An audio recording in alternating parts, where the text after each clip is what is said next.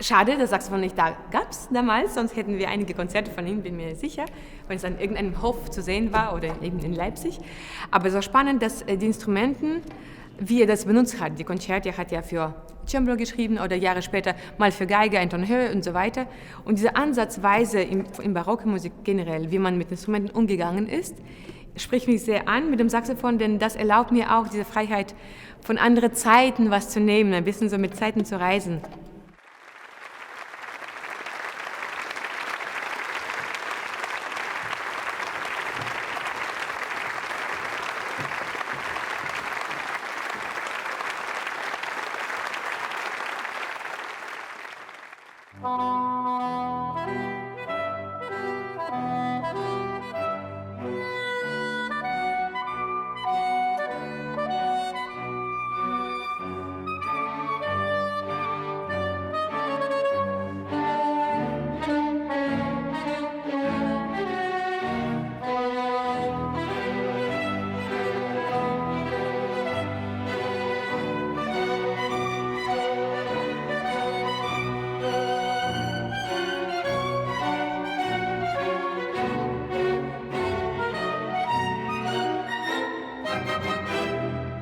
In diesem Fall ist es bearbeitet für Saxophon mit Streichorchester von einigen Nummern.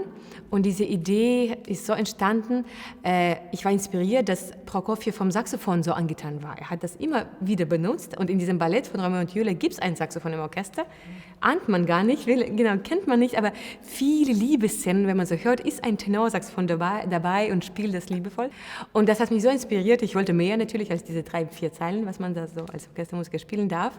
Deswegen, dieses Lied, kann ich mich wirklich mehr austoben.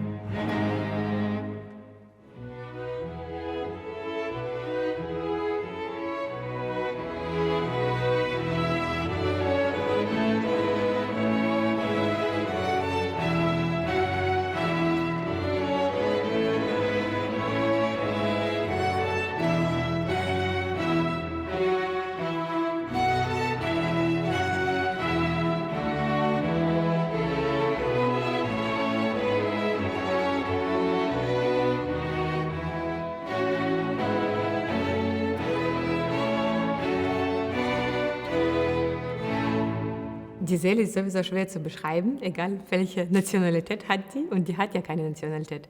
Ich glaube, dieser Ausdruck ist eher so entstanden mit der Tiefe, mit dem emotionalen Tiefgang, mit dem Ausdruck von Sehnsucht vielleicht, mit etwas Schmerz dazu, mit der Größe des Landes, unendliche Größe, flächenweise und vielleicht ein bisschen Einsamkeit. Ich glaube, so eine Mischung, dieses Rezept würde passen.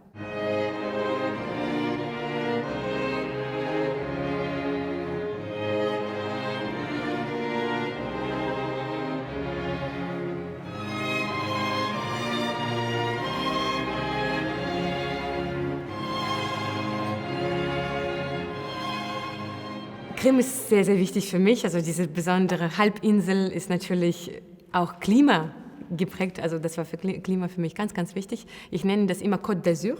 Und das ist so wichtig für mich, weil Sonne und salzige Luft und Schwarzes Meer, es war auch Azov-Meer, die beiden Meere, Möwengeräusche. Also ich bin so aufgewachsen, bis 10 Jahre wirklich in einer kleinen Stadt am Meer.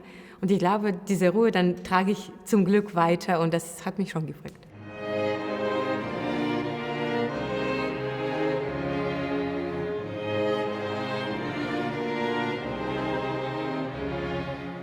Musik war von meiner Familie her natürlich ganz, ganz früh war ich gefördert sozusagen. Mein Vater kann keine Noten lesen, ist eigentlich Fußballspieler und hat immer am Klavier gespielt und ich habe natürlich zugehört, hat es mir sehr gut gefallen.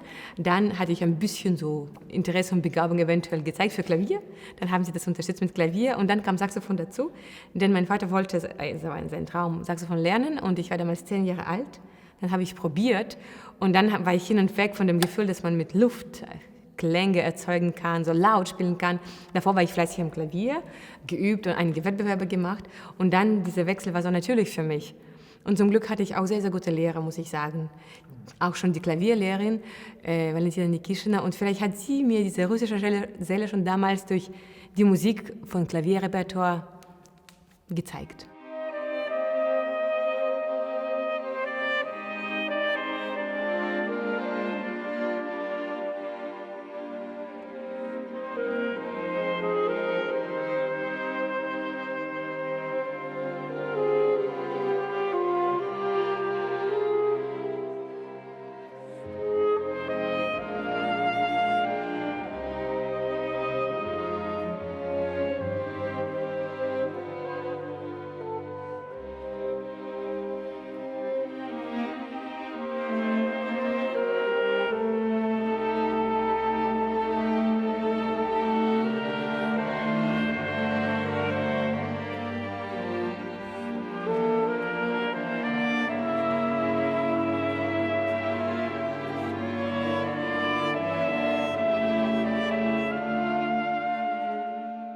Vielleicht ist es die russische Seele, kann man sagen.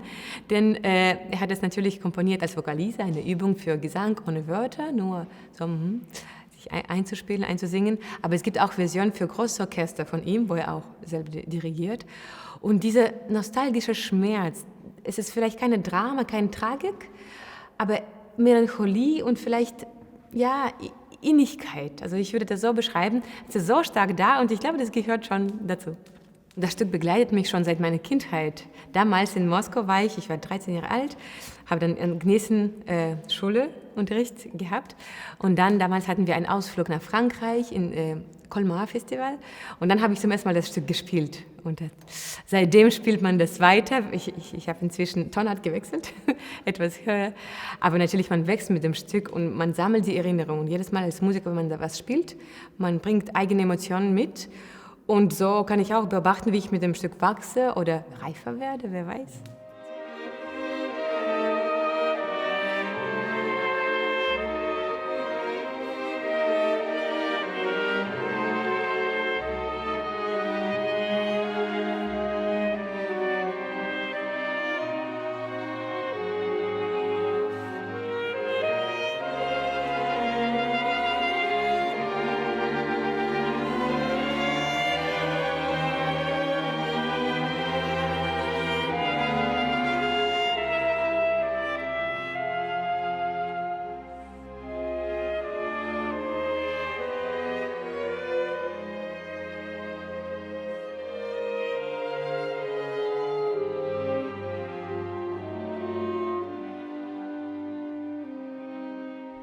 Liegt einiges.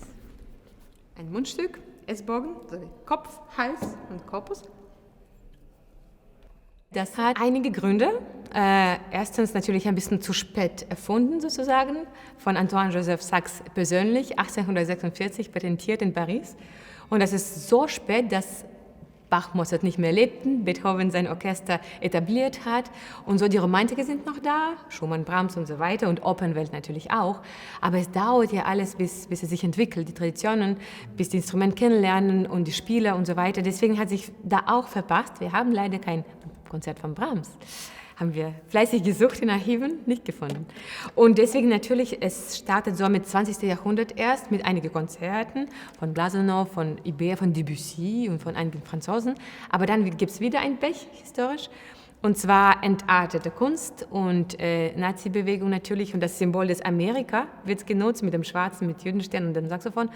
Und das wird sozusagen schmutzig und schrill und entartet so empfunden und weggestrichen von Kulturwelt sozusagen. Das wird dann gefährlich für Saxophon zu komponieren, sowohl hier in Europa als auch in der UdSSR, genauso Symbol des Amerikas, Krieg. und Feind. Und deswegen hat es sich dann im Jazz gefunden. Aber ursprünglich, Mitte des 19. Jahrhunderts, gab es keinen Jazz. Also das war wirklich pur für Klassik erfunden, um diese Verbindung herzustellen von tiefen Blech bis zum höheren Holzinstrumenten im Orchester.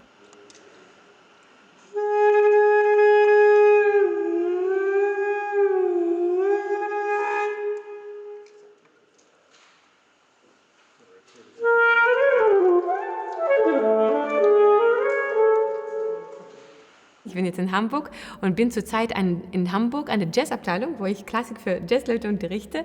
Und das ist super spannend für mich, denn ich war immer so, ja, ich mache Klassik und es gibt klassische Saxophone und Jazz ist schön, aber was anderes. Aber jetzt suche ich tatsächlich die Verbindungen und die Brücken und uns verbindet viel, viel mehr, als man so denkt. Ich glaube, wenn man studiert, man ist so in eine sehr enge Schiene und man hat keine Zeit in diese 3-5 Jahren, sich auszutauschen. Man muss wirklich eigene Sachen machen, sich profilieren und dieser Austausch kommt vielleicht später im Leben zwischen Künstlern, beziehungsweise ich hatte das nicht erlebt in meinem Studium.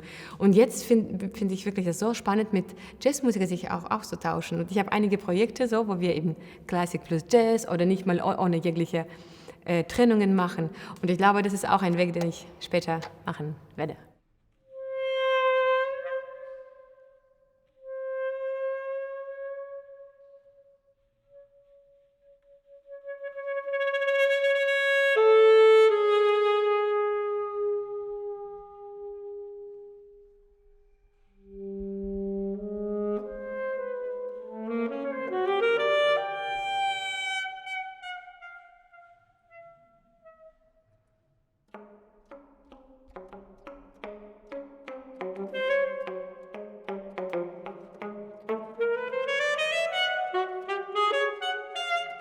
Super.